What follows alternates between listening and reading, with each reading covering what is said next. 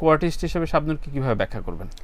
ও আসলে খুব ট্যালেন্ট আর আর্টিস্ট শিল্পী হিসাবে ও কোনো একটা সেটে কাজ করতে গেলে যেরকম আমরা স্ক্রিপ্ট নিয়ে চিন্তা করতাম, সংলাপটা নিয়ে ভাবতাম, আমি ওকে কখনো ভাবতে দেখিনি। আমি মাঝে মাঝে ভাবতাম যে ও হয়তো অভিনয় ফেল করবে, ভাবছে না, দেখছে না, চল দুষ্টামি করছে, কিন্তু অভিনয়ের সময় যখন ক্যামেরা অ্যাকশন, ওই আগের শাবনূর আর পরের শাবনূর পুরা পার্থক্য হয়ে যেত। তখন হয়ে যায় কাজ করতে করতে, যে একাধারে আমি যখন শাবনূরের সাথে কাজ করলাম, শুরুর থেকেই সালমান আসার আগের থেকে আমি অভিনয় করছিলাম একসঙ্গে।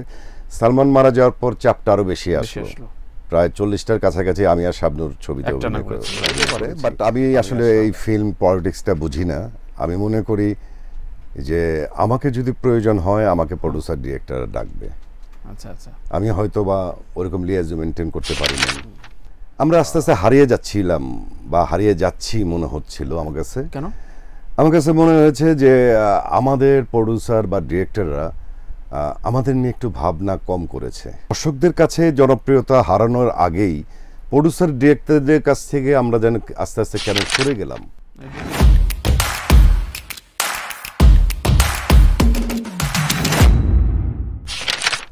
ঈদ মোবারক, আপনাকে খুব সুন্দর লাগছে। আমার নাম তানভীর তারেক, কেমন আছেন? জি, আপনাকে কে না চিনে বলেন, সারা বাংলাদেশের মানুষ চিনে। সো এই যে ধরেন ম্যাচিউর সময়ে আপনার তো বিভিন্ন পর্যায়ের ঈদ কাটিয়েছেন, তাই না? তো আমি যদি একটা গল্প নিয়ে শুরু করতে চাই, যে খুব ব্যস্ত থাকাকালীন একটা ঈদের গল্প বলেন আপনার, যে সময় অনেকগুলো ছবি রিলিজ পাচ্ছে, খুব মানে এরকমও হয়েছে যে কক্সবাজার গিয়েছি 3টা ছবি নিয়ে আউটডোরে, সামনে ঈদ চলে আসছে, ঈদের আগের দিন আমি আসছি, আগের দিন তো এদিকে আমার ফ্যামিলি বারবার ফোন দিচ্ছে, ঈদের মার্কেটিং করতে হবে, এই করতে হবে, সেই করতে হবে। তো বলতে হয়েছে যে তোমরা এগুলো সারো। এখন যেহেতু আমার একটা ছবির আউটডোর পড়ে গেছে, তবে একটা না, পরপর 3টা ছবি ছিল। ওই ঈদটার মধ্যে মানে আমার কাছে মনে আছে যে আমি ঈদের আগের একদিন আগে সকালে এসে নামলাম, পরের দিন ঈদ। পরে আমি সাধারণত আমি টাঙ্গাইলে ঈদ করি, তখন আমার আব্বা ছিল, বেঁচে ছিল, আমার মা এখনও আছে, আল্লাহর রহমতে ভালো আছে। তো আব্বা আম্মার সাথে ঈদ করতাম, কিন্তু ওইবার আমার যাওয়া হয়নি আর। ঈদের দিন বোধহয় নামাজটা পড়ে তারপরে টাঙ্গাইলে গেলাম। আচ্ছা আচ্ছা, তো এই যে একসাথে আপনারা 3-4টা সেটে কাজ করতেন, এই বিষয়গুলো বা একটা ছবির পরপরই প্রডিউসাররা হয়তো নতুন ডেট চাইছে, এই বিষয়গুলো কিভাবে মেনটেন করতেন? এটা আসলে হয়ে যেত আগে। আমরা এরকমও হয়েছে যে এফডিসিতে আমি একসঙ্গে 3টা ছবির শুটিং করেছি, 2টা ছবির শুটিং করেছি। একটা সকাল 9টা থেকে শুরু করলাম, 12টার মধ্যে একটা সিকোয়েন্স শেষ হয়ে গেল, পরবর্তীতে আরেকটা ছবির শুটিংয়ে ঢুকে গেলাম। পরে সেটা হয়তো বিকেল পর্যন্ত হলো, তারপর ইভিনিং শিফটে আরেকটা ছবির শুটিংয়ে ঢুকলাম। আচ্ছা আচ্ছা, এরকম অনেকবার হয়েছে তখন।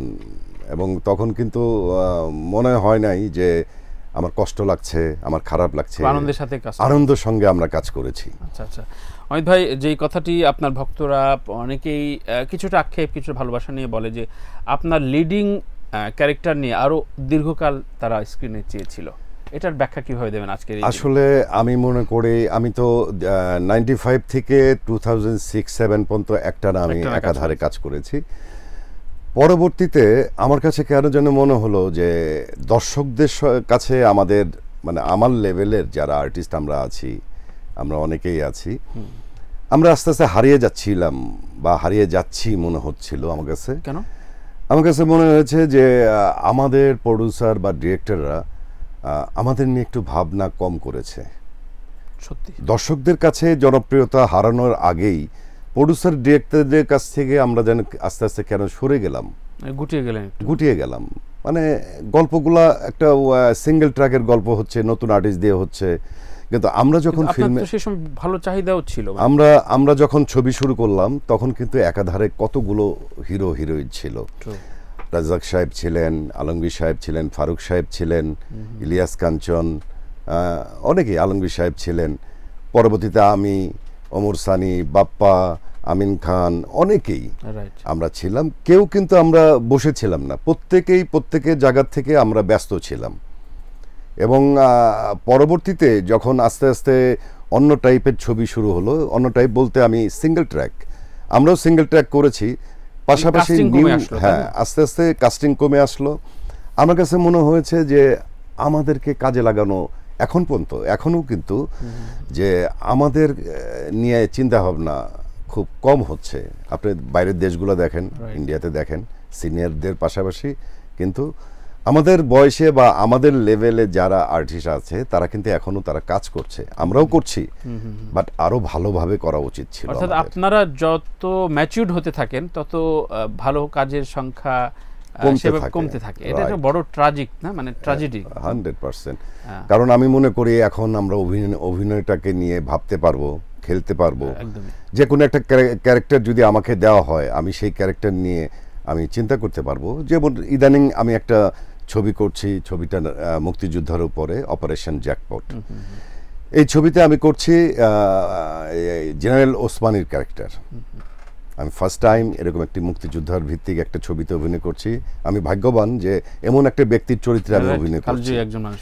এটা এই চরিত্রটা যখন আমার কাছে আসলো, আমি যখন ছবিটা সাইন করলাম তখন আমি ওনাকে নিয়ে ভাবছি অনেক দিন, ইউটিউবে সার্চ দিয়ে বা তার সম্পর্কে জানার চেষ্টা করছি, সে কিভাবে হাঁটতেন, উনি কিভাবে কথা বলতেন, ওনার স্টাইলটা কি ছিল, চেষ্টা করেছি, এখনো করি। আমরা ভাবি যদি কোনো চরিত্র আসে, কিন্তু আমাদের ডিরেক্টর প্রোডিউসারে যদি আমাদের নিয়ে আরেকটু ভাবে তাহলে হয়তো আমরা হারাবো না। তো সেক্ষেত্রে কি মনে হয় যে আপনার ওই সময় কোনো না কোনো ভাবে একটা ফিল্ম পলিটিক্সের শিকার আপনি? হতে পারে, বাট আমি আসলে এই ফিল্ম পলিটিক্সটা বুঝি না। আমি মনে করি যে আমাকে যদি প্রয়োজন হয় আমাকে প্রোডিউসার ডিরেক্টর ডাকবে। আমি হয়তো বা ওরকম লিয়াজু মেনটেন করতে পারি নাই, বা আমি কারো দাঁড়ে দাঁড়ে ঘুরতে পারি নাই, কারণ আমি একজন শিল্পী। আমার কথা হলো যে আমাকে যদি প্রয়োজন হয় আমাকে ডাকবে, একটা ক্যারেক্টার যদি আমাকে ডিমান্ড করে তাহলে আমাকে নিবে।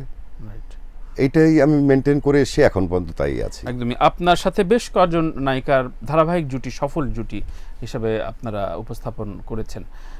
সেই জায়গায় এই ডিমান্ডগুলো কিভাবে ক্রিয়েট হতো, বা জুটিগুলো মেনটেন করাটা খুব জরুরি ছিল সেই সময়, নাকি এখন যেমন কেউ জুটি প্রথা বিশ্বাসী না, বাট তখন হয়ে যায় কাজ করতে করতে। যে একাধারে আমি যখন শাবনূরের সাথে কাজ করলাম, শুরু থেকেই সালমান আসার আগের থেকে আমি অভিনয় করছিলাম একসঙ্গে। সালমান মারা যাওয়ার পর চাপটা আরো বেশি আসলো, প্রায় 40টার কাছাকাছি আমি আর শাবনূর ছবিতে অভিনয় করেছি। আমি আর শাহনাজ, আমি মৌসুমী, পপির সাথে আমার মৌসুমীর সাথে কম ছবি ছিল, পপির সাথে অনেকগুলো ছিল, অনেক ছবি ছিল, হিউজ পরিমাণে আর কি, অনেক ছবি ছিল। তো আপনি কো-আর্টিস্ট হিসেবে শাবনূরকে কিভাবে ব্যাখ্যা করবেন? ও আসলে খুব ট্যালেন্ট আর আর্টিস্ট, শিল্পী হিসাবে ও কোনো একটা সেটে কাজ করতে গেলে যেরকম আমরা স্ক্রিপ্ট নিয়ে চিন্তা করতাম, সংলাপটা নিয়ে ভাবতাম, আমি ওকে কখনো ভাবতে দেখি নাই। আমি মাঝে মাঝে ভাবতাম যে ও হয়তো অভিনয় ফেল করবে, ভাবছে না, দেখছে না, চঞ্চল দুষ্টামি করছে, কিন্তু অভিনয়ের সময় যখন ক্যামেরা অ্যাকশন, ওই আগের শাবনূর আর পরের শাবনূর পুরা পার্থক্য হয়ে যেত। তখনই দেখতাম যে না আসলে ও খোদা প্রদত্ত একটা কিছু আছে ওর ভিতরে। আচ্ছা, কিন্তু ধরেন আমরা যেভাবে বাইরে আলাপ করি যে শাবনূরকে কেন্দ্র করে শাবনূর, অমিত হাসান, শাবনূর সালমান শাহ, শাবনূর ফেরদৌস, শাবনূর রিয়াজ, অনেকগুলো পেয়ার, খুব সফল পেয়ার দিয়েছে। একইভাবে কিন্তু অন্য নায়িকাদের ক্ষেত্রে, মানে শাহনাজকে ভাবলে অমিত হাসানকে ভাবতেই হয়, এর বাইরে আর শাহনাজের ক্যারিয়ার খুব বেশি, এরকম অনেক কিছু বলা যাবে। এই ভার্সিটালিটি কিভাবে মেনটেন করতো, নাকি প্রযোজক পরিচালকের সাথে আলাদা যোগসাজশ ছিল? এটা আসলে যেরকম আমি চেয়ে যে নিছি ভাই শাবনূরকে নেন বা মৌসুমীকে নেন, এটা আমাদের খুব কম হয়েছে।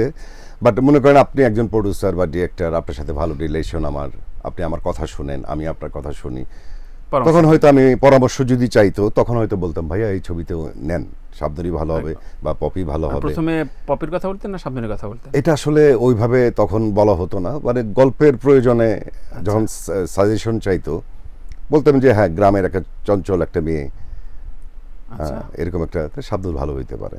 আচ্ছা, শাবনূরের প্রেমে পড়েছিলেন? আসলে অভিনয়ের প্রেমে পড়েছিলাম আমি। অলওয়েজ আমি মনে করি যে অভিনয়ের প্রেমে অমিত হাসান সবসময় থাকতো। তো পাশাপাশি যে নায়িকাটা থাকতো তার সঙ্গে বন্ধুত্বপূর্ণ সম্পর্ক তৈরি থাকতেই হবে, কারণ একজন আর্টিস্টের সঙ্গে আরেকটা আর্টিস্ট যখন কাজ করবে, যদি গুড রিলেশন না থাকে কাজের জন্য, তাহলে তো কাজ করা যাবে না। একদমই। কিন্তু গণমাধ্যমে আপনাকে নিয়ে স্ক্যান্ডাল কম। অনেক আবার শোনা যায় যে কেউ কেউ স্ক্যান্ডালটা খুব মেনটেন করতো। আসলে আমি চিন্তা করতাম যে নেগেটিভ কোনো কিছু থেকে দূরে থাকার চেষ্টা করতাম।